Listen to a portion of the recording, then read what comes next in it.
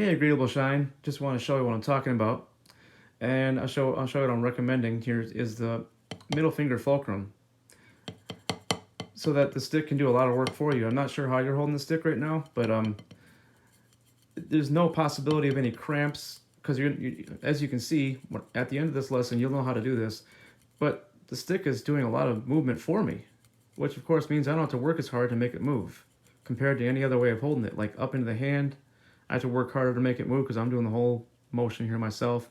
Or if I put the, and you'll understand what I mean in a moment, but when I put the index finger into the grip, I have to do the whole motion myself. But if I just go to the middle finger fulcrum, the stick just swivels. Just does it can do a lot of movement for me.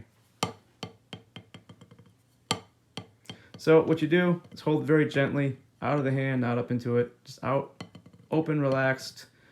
Let it be on the middle ring and pinky fingertips. Technically, those are the finger pads.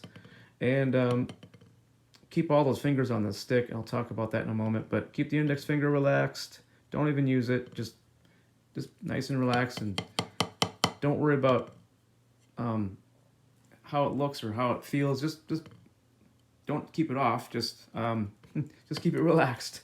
And keep the thumb centered. What I mean is, let's see. Okay. Turn this away so that you can only see stick and no logo, no distracting stuff. All right, so first, if I go this direction, off center, versus center, I'll go that way, I have to hold a little bit tighter so that the thumb does not come off. Which means I'm going to be at a very, very high risk of having a blister where my thumb is touching the stick because I'm having to hold a little bit tighter and there's a lot of friction there, and especially if I'm loose enough that it isn't tight, but it's not loose enough that it comes off. So the stick will swivel a lot, but it's going to be creating a blister on my thumb. So yeah, keep it centered. And if it's off in the other direction, then I can't get I can't get this. Because if it's off center from this perspective to the right, then it's somewhat on top, in a sense. And there's just no way I can't demonstrate the swivel unless I go back to center. The same problem happens, there's no swivel. If I go to the left again, I try to demonstrate the swivel and the thumb just comes right off. So anyway, this is very, very effortless in comparison to using the index finger and thumb together, even gently, because I'm having to make that motion as well as the down. If I hold it up into the hand, I have to pick it back up, make this motion as well as a down. But with this, with the middle finger fulcrum, all I have to do is just down.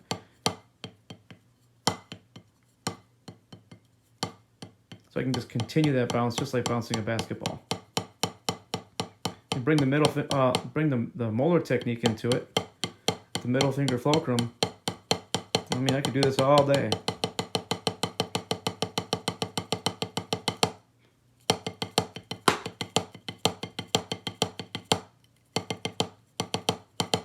But as soon as I include the index finger, I'm doing more work. Hold up in the hand, doing more work.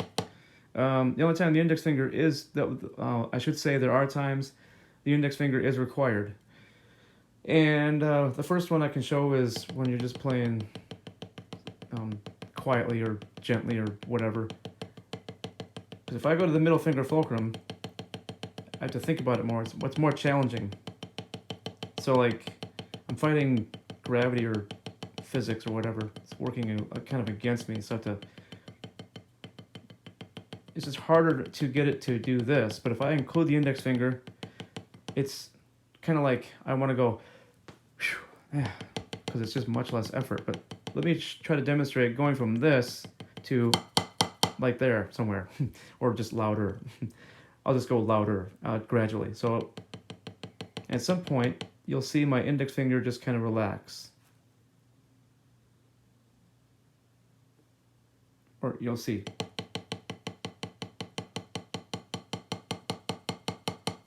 It's a feeling. I don't really know how to explain how I know. It just starts bouncing in such a way where it's just easier to release the stick, pretty much.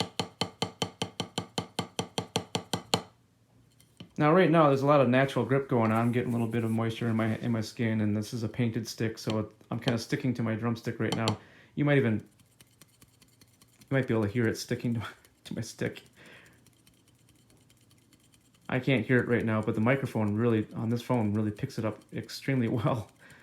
So it sounds like it's a sticky mess. But so if you're doing a lot of sliding right now and you can't really control your stick, well, then don't worry about it. It's like when you warm up, of course, you're gonna be stickier. But I don't know, just something that came to my mind, so I thought I'd mention it. Yeah, so that's kind of the gist of. Oh, and what I should be saying at this point is there's just no possibility of cramps, even blisters. If you're getting blisters, just they'll stop happening. Because this is if I open up, this is where the stick is touching. All those points. Thumb, index, middle, ring, and pinky. Index is relaxed, but so I go back to like this. Still only touching those places. And it's just gentle. It's just loose. It's no pressure. There's no actual physical pressure on any of those points where the stick is touching where my fingers are touching the stick. You can see it just does a lot of movement for me. So that's pretty much what I recommend giving a shot just to see what it does for you. And again, when I mentioned, I got to slow down, don't I? What I was saying about patiently warming up, I said that in that way because I have to tell myself that. I admit it. I mean, I've been playing since 1993. Don't be impressed by that length of time. I haven't done anything full time or professional, but okay, technically yes, professional, because when you're getting paid to do a gig, that's professional in definition, the dictionary definition of the word. But I still have a hard time being patient enough to do a nice warm up.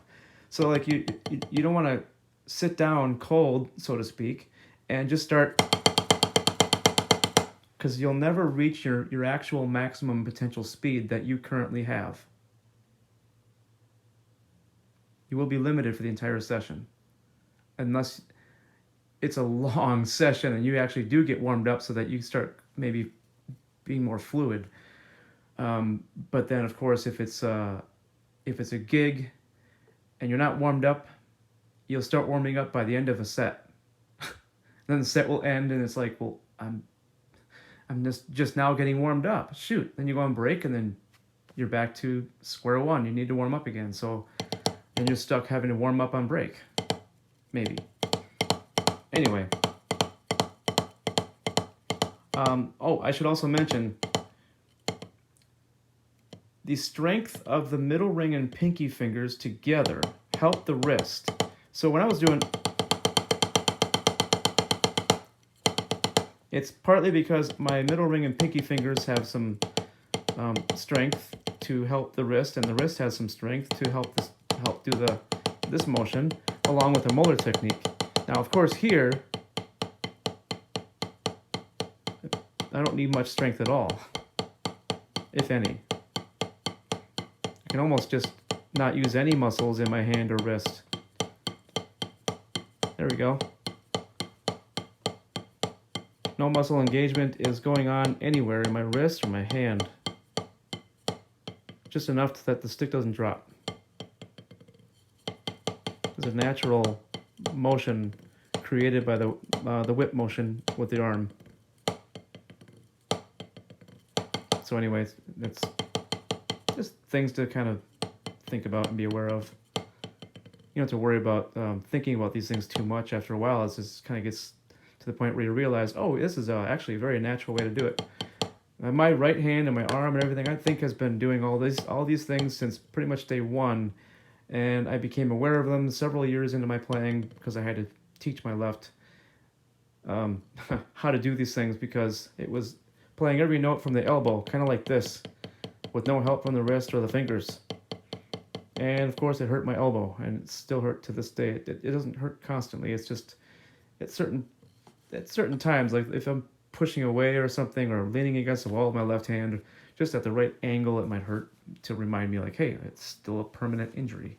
So yeah, I was kind of forced into learning all these things. So anyway, so yeah, there you go. Check those things out, and you know, hey, if it helps you, just pass on the information to other people who are looking at trying to fix problems, or just, I don't know. So yeah, don't just keep it to yourself, right? All right. Well, thanks for watching. Catch you later.